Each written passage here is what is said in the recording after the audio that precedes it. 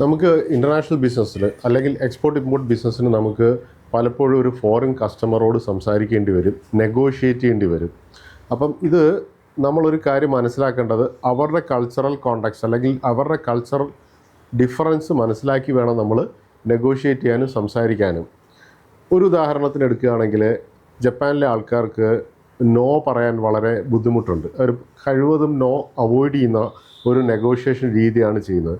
കൂടാതെ ഒരു കൊളാബറേറ്റീവായിട്ട് നമ്മളോട് പല കാര്യങ്ങളും ചോദിച്ച് ഡിസ്കസ് ചെയ്ത് കൺസെൻസസ് എടുത്തിട്ടുള്ള ഒരു നെഗോഷിയേഷൻ സ്ട്രാറ്റജിയാണ് അവരെടുക്കുന്നത്. ആ ഒരു സ്ട്രാറ്റജി എന്ന് പോലും പറയാൻ പറ്റില്ല, അത് നോർമൽ അവരുടെ ഒരു അപ്രോച്ചാണ്. അപ്പം ഇത് നമ്മൾ മനസ്സിലാക്കിക്കൊണ്ട് അവരോട് ഇടപഴകുകയും ബിസിനസ് ചെയ്യുകയും ചെയ്തു കഴിഞ്ഞാൽ വളരെയധികം സക്സസ്ഫുൾ നമുക്ക് ജപ്പാൻ കസ്റ്റമറുമായിട്ട് ക്രിയേറ്റ് ചെയ്യാൻ പറ്റും, അല്ലെങ്കിൽ ജപ്പാൻ സപ്ലയറുമായിട്ട് ചെയ്യാൻ പറ്റും. നേരെ മറിച്ച് ഒരു US കസ്റ്റമർ അല്ലെങ്കിൽ സപ്ലയറിൻ്റെ രീതി ഡിഫറൻ്റ് ആണ്. അവരുടേതായ ഒപ്പീനിയൻസ് പറയും, സ്ട്രോങ് ആയിട്ട് പറയും. അവിടെ അവർക്ക് നോ പറയാൻ ബുദ്ധിമുട്ടില്ല, നോ തന്നെ പറയേണ്ട സ്ഥലത്ത് പറഞ്ഞു തന്നെയാണ് അവർ പോവുക. അപ്പോൾ അത് നമ്മൾ മനസ്സിലാക്കേണ്ടി വരും. പിന്നെ ഇവിടെ ഒരു സ്പീഡ്, ഒരു ജപ്പാൻ, ചൈന അങ്ങനെയുള്ള രാജ്യങ്ങളുടെ സ്പീഡ്, US-ൻ്റെ സ്പീഡ്, ഈ സ്പീഡ് നമ്മൾ മനസ്സിലാക്കേണ്ടി വരും. ഓരോ രാജ്യത്തെ പ്രൊസീജിയർ നടപ്പിലാക്കുന്നതിൻ്റെ സ്പീഡ്. അതുകൂടാതെ അനദർ തിങ് നമ്മൾ മനസ്സിലാക്കേണ്ടത് ടൈമിനെ കുറിച്ചുള്ള ഒരു കൺസെപ്റ്റാണ്. ഇപ്പം പങ്ക്ച്വാലിറ്റി, നമുക്ക് ഇന്ത്യയിൽ പങ്ക്ച്വാലിറ്റിയിൽ കുറച്ചൊക്കെ ഒരു റിലാക്സേഷനുള്ള പ്രദേശമാണ്. അതേസമയം യൂറോപ്യൻ യൂണിയനിലോ US-ലോ ജപ്പാനൊക്കെ വളരെ കൃത്യനിഷ്ഠ പാലിക്കുന്ന ഒരു പ്രദേശമാണ്. അവിടെ വളരെ കൃത്യമായി തന്നെ നമ്മൾ സമയത്തിനെത്തുക, മീറ്റിങ്ങിനാണെങ്കിൽ അല്ലെങ്കിൽ ഓൺലൈൻ മീറ്റിംഗ് ആണെങ്കിൽ ആ സമയത്ത് തന്നെ അവിടെ എത്തുക. 5 minutes മുന്നേ തന്നെ ആണെങ്കിൽ നല്ലത്, എന്നാൽ ഒത്തിരി നേരത്തെ ആവാനും പാടില്ല. അപ്പോൾ വളരെയധികം ശ്രദ്ധിക്കണം സമയത്തെക്കുറിച്ചുള്ള കാര്യങ്ങൾ. പിന്നെ ഇനി വീണ്ടും നെഗോഷിയേഷനിലേക്ക് തന്നെ വരാം.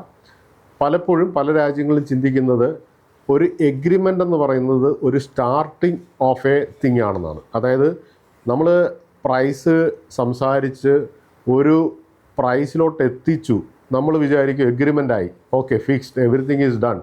പക്ഷേ അവർ ചിന്തിക്കുന്ന ഒരു പക്ഷേ മുന്നോട്ട് പോകുമ്പോൾ ഈ പ്രൈസിൽ നിന്ന് തുടങ്ങിയല്ലോ ഇപ്പം, ഇനി കുറയ്ക്കാം, അല്ലെങ്കിൽ ഈ പ്രൈസിൽ നിന്ന് ഇനി നെഗോഷിയേറ്റ് ചെയ്യാം എന്നുള്ള ഒരു ചിന്തയിലായിരിക്കാം വരുന്നത്. അപ്പം ഇപ്പം നിങ്ങളൊരു 200 rupees പറഞ്ഞിരിക്കുന്ന ഐറ്റമാണ്, അത് നിങ്ങൾ നെഗോഷിയേറ്റ് ചെയ്ത് 150-ൽ എത്തിച്ചു, യു ആർ ഹാപ്പി. പക്ഷേ അവർ ചിന്തിക്കുന്നത് 150-ൽ നിന്ന് ഇനി നെഗോഷിയേറ്റ് ചെയ്യാമല്ലോ എന്നാവാം ചിന്തിക്കുന്നത്. This is particular about the customers in Korea and all. അപ്പോൾ കൊറിയ പോലത്തെ രാജ്യങ്ങളിലൊക്കെ ഇങ്ങനത്തെ ഒരു ചിന്താഗതി എഗ്രിമെൻറ്റുകൾ വയ്ക്കാൻ നേരത്ത് ഉണ്ടാവാറുണ്ട്. അപ്പം ഇത് വളരെയധികം നമ്മൾ ശ്രദ്ധിക്കണം. Agreement is not the end, it is the beginning of even a negotiation. ബിസിനസ്സിൻ്റെ പോലും അല്ല, ഈവൻ എ നെഗോഷിയേഷൻ. അപ്പം ഈ ക്രോസ് കൾച്ചറലായിട്ട് നമ്മൾ പല കാര്യങ്ങളും ചിന്തിക്കേണ്ടി വരും. Speed, time, punctuality, whether to say yes, no, collaborative ആണോ, ഇങ്ങനെയുള്ള എല്ലാ കാര്യങ്ങളും. ഇത് എക്സ്പോർട്ട് ഇമ്പോർട്ട് ബിസിനസ്സിൽ അറിഞ്ഞാൽ മാത്രമേ, അല്ലെങ്കിൽ ഇൻ്റർനാഷണൽ ബിസിനസ്സിൽ അറിഞ്ഞാൽ മാത്രമേ നമുക്ക് ഫോറിൻ കസ്റ്റമേഴ്സിനോട് ഇടപഴകാൻ പറ്റുമുള്ളൂ. So everyone, wishing you happy export import business journey. Thank U.